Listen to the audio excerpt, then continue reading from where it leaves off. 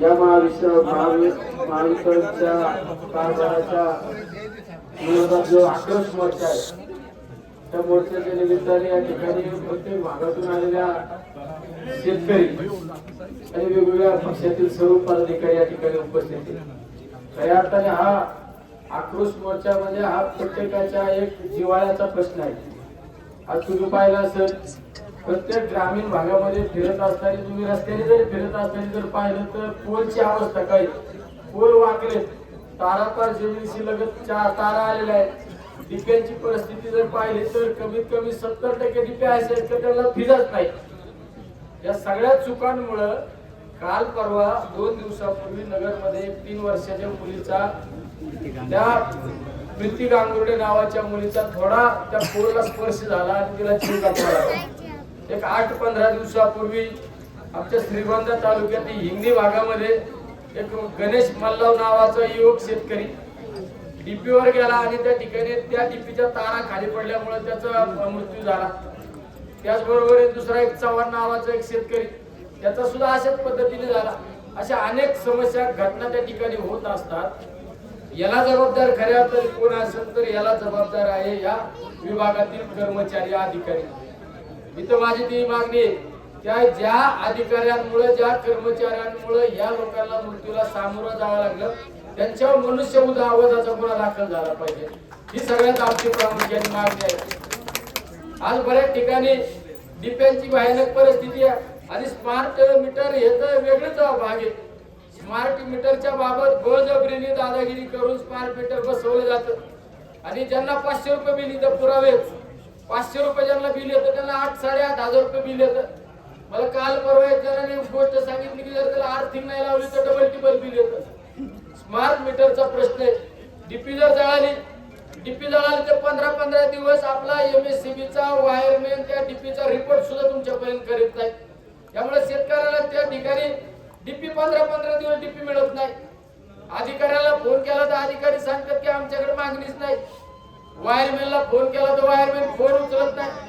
या अशा सगळ्या प्रश्नाच्या बाबत आज या ठिकाणी आंदोलन आहे। बऱ्याच वेळा आपण पठाणी वसुली करतो पण वसुली करत असताना लोकांना सर्व्हिस सुद्धा दिली पाहिजे, ही सगळ्यात महत्त्वाची आहे। आज गावागावातले वायरमॅन लोक एकदम चुकीच्या पद्धतीने लोकांना त्रास देतात, काही तुमचे अधिकारी सुद्धा त्रास देतात। या सगळ्या गोष्टींच्या विरोधात आज या ठिकाणी आंदोलन आहे। त्यामुळे माझी सर्वात महत्त्वाची मागणी आहे लोड शेडिंगच्या बाबत आपण लोड शेडिंगचा टायमिंग एक दिला जातो पण लोड शेडिंग सुद्धा मनमानी लोड शेडिंग चालू आहे। लोड शेडिंगचा टायमिंग तर एकदम ज्या वेळेस लोक झोपतात त्यावेळेस लाईट येते असा लोड शेडिंगचा टाइम आहे। या सगळ्या प्रश्नाच्या बाबत आम्ही या ठिकाणी आलोय। त्यामुळे माझी एक मागणी सगळ्यात महत्त्वाची, या जिल्ह्यामध्ये आम्ही कुठेही स्मार्ट मीटर बसवू देणार नाही म्हणजे नाही देणार। वेळेप्रसंगी आमचं गुन्हा दाखल झाला तरी चालत, स्मार्ट मीटर बसवून देणार नाही।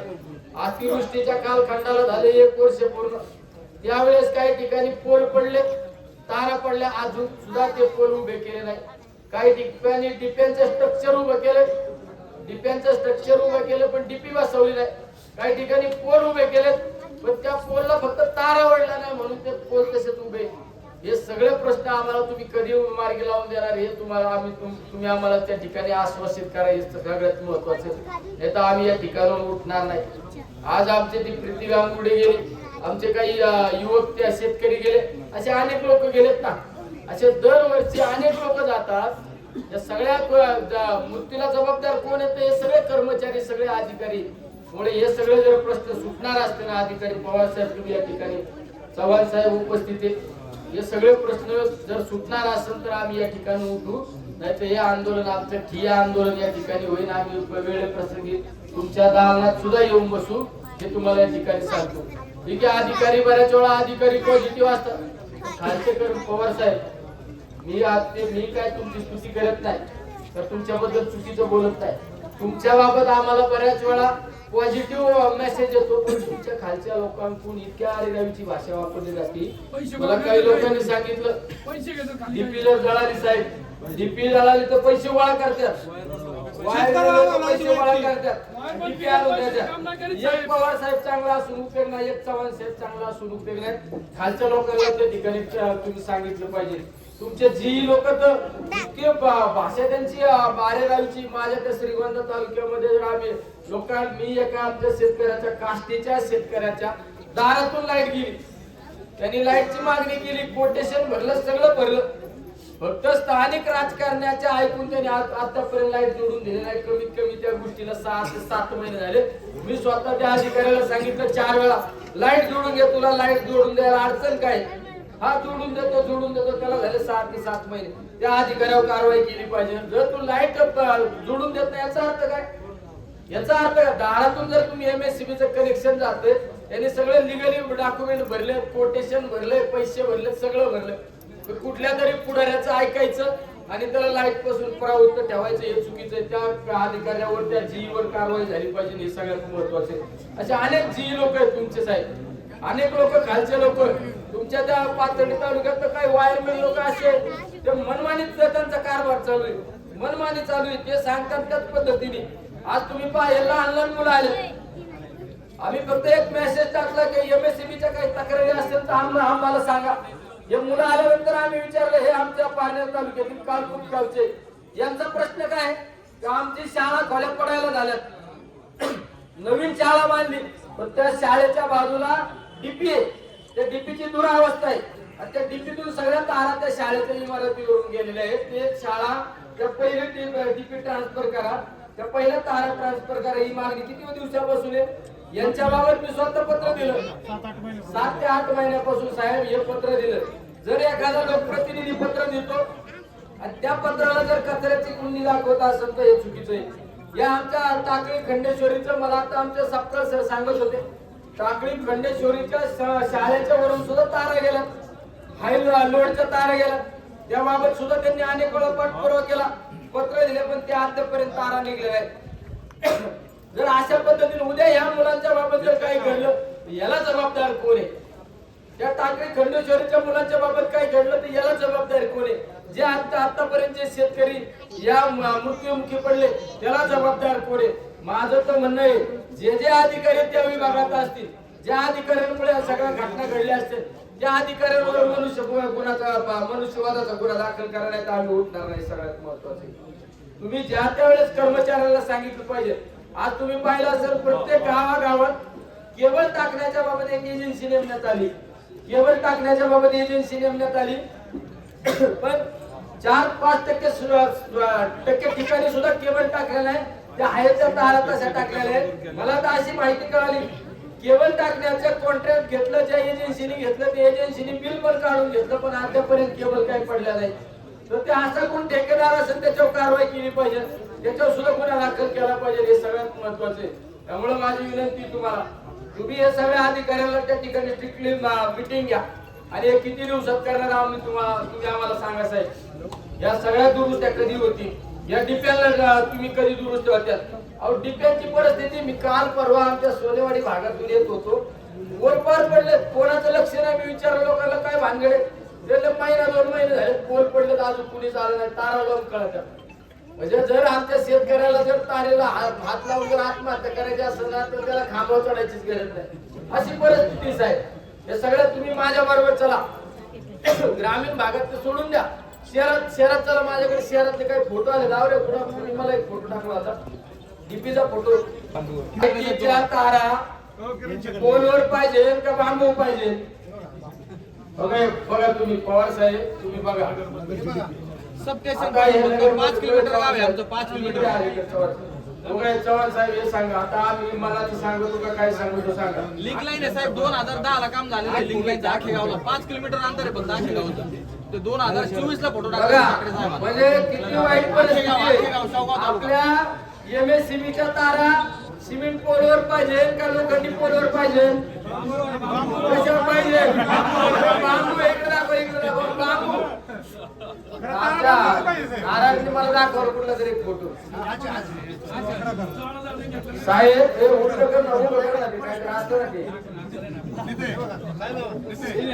बघा, MSCB ला संरक्षण देण्यासाठी आलेल्या आमच्या पोलीस बांधवांना माझी विनंती आहे. हे बघा साहेब, हे बांबू तारावर टाकले आहे. पवार साहेब, सौर ऊर्जेच्या बाबत, सौर ऊर्जेच्या सर्वे करायला जी एजन्सी येतात हे 2 मिनिटं ऐका. एजन्सीचे सर्वे करायला लोक येतात, ते पैसे मागायच्यात आणि तरी सौर ऊर्जा प्रकल्प ते मंजूर झाला. सौर ऊर्जा मंजूर झाल्यानंतर ते सांगायला आम्हाला खड्डे घालायला पैसे द्या, आम्हाला मटेरियल आणायला गाडी द्या. तुम्ही ज्या एजन्सीला काम दिलं ते एजन्सीचं काम आहे त्या ठिकाणी खड्डे काढायचे, ते सौर प्रोजेक्ट छोटा बसून द्यायचा. पण त्याला मी बऱ्याच वेळा ज्यावेळेस अतिवृष्टी झाली त्यावेळेस पाथर्डी शेवगाव भागामध्ये फिरत असताना तुम्हाला सांगितलं होतं की त्या सौर एजन्सीच्या लोकांनी सांगितलं जातं की आम्हाला पैसे द्या. आता स्मार्ट मीटर आहे साहेब, 700 रुपये बिल यायचं तर आता 8,000 रुपये बिल आले. 700 रुपये बिल यायचं, याला 8,000 रुपये बिल आले. पवार साहेब ये कैसा होता है. आणि पवारांकडून तर ही अपेक्षा तर आम्हाला नाहीच.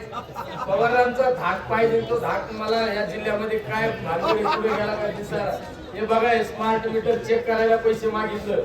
सभापती साहेब यावर काय मी ज्यावेळेस विधानसभेचा आमदार असतो त्यावेळेस एक सिंगल पेजची योजना आम्ही मंजूर केली. सिंगल पेजची योजना मंजूर केली, ते अद्यापर्यंत कामच नाही झालं. मध्ये आपण बऱ्याच मिटिंगा घेतल्या, एका एजन्सीला काम दिलं, त्या एजन्सीने अजून काही काम केलं नाही. त्या एजन्सीच्या बाबत सर्वे केला, पण त्या एजन्सीचे लोक तुम्हाला खोटे आकडेवारी देतात. हे सगळं अंधाधुंदी कारभार चालू आहे. हे ठिकाणी येणार आहे का नाही मला सांगा. नसल येणार तर मग तुम्ही बघा आम्ही कुठल्या पद्धतीने आम्ही पाऊल उचलतो. आम्हाला एक जाणीव आहे, ज्या दालनासमोर आम्ही उपोषणाला बसलोय त्या दालनाचे प्रमुख हे कार्यक्षम अधिकारी हॉस्पिटल मध्ये ऍडमिट झाल्यानंतर बायपास सारख्या आजाराला फाईट आउट केल्यानंतर सुद्धा 3ऱ्या-4थ्या दिवशी तुम्ही खुर्चीवर आले, हे आम्हाला जाणीव आहे. त्यामुळे आम्हाला तुम्हाला त्रास देण्याची आमची भावना नाही. तुमच्या खालच्या अधिकाऱ्यांकडून, तुमच्या खालच्या कर्मचाऱ्यांकडून या सगळ्या गोष्टी होतात. याला तुम्ही या दोषी लोकांवर कारवाई करणार आहे का नाही हे सांगा. आणि हे सगळं जिल्ह्यातलं हे पूर्ण वाकलेले डिप्या जळालेल्या, डिप्याला फिजा नाही, 5 दिवस लाईट नाही, 5 दिवस झाले लाईट नाही, 3-3 दिवस झालं लाईट गावात नसती, 5-5 दिवस गावात लाईट नसती. तुमच्या साहेबाला फोन केला का साहेब म्हणतो मलाच माहित नाही, आणि मग तो पगार कशाला घेतो हे सगळ्यात महत्वाचं आहे. त्यामुळे या सगळ्या सौर पंपाच्या बाबत अतिशय वाईट परिस्थिती आहे. त्या आमच्या ज्यावेळेस मान्सून येतो त्यावेळेस तिथे दाट तुझी येते, पुढे फांद्या कट करा, पुढे काय करून या सुद्धा दुरुस्त्या झालेल्या नाही. या सगळ्या गोष्टीला जबाबदार आहे आपला विभाग, जबाबदार आहे.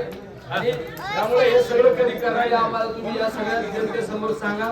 जर तुमच्या जरी होणार नसेल, तुमच्या अधिकारात नसेल, तर आम्ही आमच्या पद्धतीने हे आंदोलन पुढे घेऊन जाण्याचं काम करू. वेळेप्रसंगी आम्ही जेलमध्ये गेलो तरी बेहतर. शेवट आमचं नातं या सर्वसामान्य लोकांशी, आमचं नातं या गोरगरीब लोकांशी. याला जर आम्ही न्याय देऊ शकत नाही तर आम्हाला लोकप्रतिनिधी म्हणून राहण्याचा अधिकार नाही. त्यामुळे या सगळ्या गोष्टीला तुम्ही न्याय देणार आहे का नाही मला तुम्ही या ठिकाणी सांगा. आणि या सर्व लोकांना दाखवा. तक्रारीचा तर इतका मोठा मंच आलाय तक्रारीचा साहेब. हे फोटो बघितले, बांबूला तारा कधी काढणार, कोणती ते विभागाचा जी कोण आहे, मांडवरचे आहे बांबूला तारा, बांबूला तारा हे मीडिया समोर जरा हायलाइट करा. शेवगाव बांबूला तारा आहे, इकडे मांडवला पण बांबूला तारा आहे. आमच्या शाळेची बघा ही परिस्थिती, दाखवती शाळेची परिस्थिती बघा साहेब. ही शाळा आहे, ही आम्ही नवी शाळा बांधली, ही नवी शाळा बांधली, पण या शाळेची काय परिस्थिती बघा. हे सगळे पोलने घेरलं हे शाळेला आमच्या. या पोलने बघा, हे मीडियावाले बघा, सगळे बघा, एमएससी बघा, हे पोलने घेरले, हे आमच्या शाळेला पोलने घेरले, लाईटीने घेरले. या पोरांच्या जीवनमानाचा प्रश्न आहे ना. हे बघा, हे बघा, तुम्हीच बघा. अंगणवाडीची शाळा आहे, डीपी जर खाली पडली तर काय होणार आहे सांगा. या सगळ्या गोष्टीला बघा, हे डीपी. आता एका ज्या घरात 800 रुपये बिल यायचं त्याला 21,000 रुपये बिल आले. हे बघा, 800 रुपयाच्या बिलाला 21,000 रुपये बिल आले. सांगा, तुम्हाला सांगायला गेलं तुम्ही म्हणता मीटर चेक करून घ्या. ते मीटर चेक करणारे ते लय आवडती पुढले ऐकत नाही. हे सगळ्यात महत्वाचं आहे. हे बघा, आता ही डीपी, आता या डीपीला फिजत नाही. बघा ना आता हे काय परिस्थिती बघा. आता ही काय परिस्थिती बघा. आता ही परिस्थिती बघा, ही सगळी एमएससीबीची ही परिस्थिती सांगा ना. आता हे काय या मारायचं काय होईल, खाली तर उघड्यावर काय आहे. पावसा पाण्याचं तिथे गेलं तर बिगर आर्थिक शिक्षण नाही का ते? बऱ्याच ग्रामीण भागामध्ये सिंगल फेज लाईट सोडित नाही.